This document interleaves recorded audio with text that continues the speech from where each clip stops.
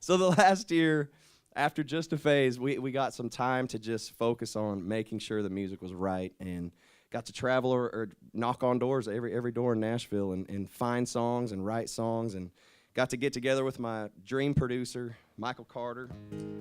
Michael plays guitar for Luke Bryan and also produces Cole Swindell and now me. So we got in the room, and I remember when we first started talking about what we wanted my sound to be. We just started talking about things that we loved. And our common ground was 80s music, like the big hair, makeup, guy or girl, like just the glam rock, We loved all that stuff. Like all that. I mean, it was just awesome. And the thing that we loved about it was, like when it gets to choruses, it sounds like it changes songs. And it was changing keys and modding all over the place. And I didn't learn what modding was until I moved to Nashville and learned how to play music. So I've always wanted to write a song like that. And so I got in the room with Monty Criswell, and we wrote one of these songs. But the other common ground that Michael and I had about, moving forward and pushing my sound was 90s country. So it had to be the 80s rock with 90s country storytelling. So things that I love very much. So this song's called Ain't Through Loving You Yet.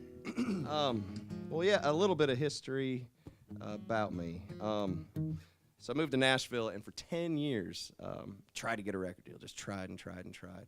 Literally did everything that I knew to do. And at that moment, I was, kind of at the point of pulling the cord and quitting. And so I remember I was at home with my mom talking to her. And I'm like, well, at this time I've only had one cut as a songwriter. And I mean, it was a good one. Jason Aldean was my first song cut. It was a song called Church Pews or Bar Stools. And it was awesome to have that, but that was... Thank you, brother. Thank you. Thank you. Thank you. Thank you.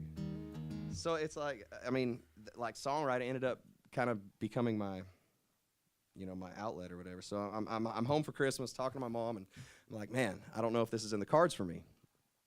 And she's like, man, you've been given a gift. It's your obligation to bust your ass and work even harder. So get back to Nashville, go to work.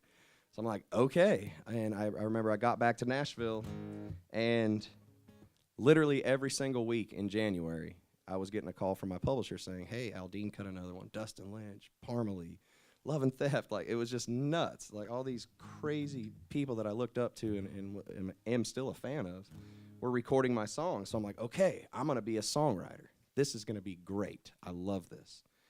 And I found out this song, let's play a little of it, but found out this song was going to be a single for Parmalee. And thank y'all for making it a top 5 song. It changed my life. It actually, once I heard it was going to be a single, I went into the label since they kept recording my songs. And so, I just wanted to shake their hands and say thank you. And I remember the head of the label goes, all right, well, I like your songs. Can you sing? I'm like, I think, yeah, let's try. Whatever, let's do it.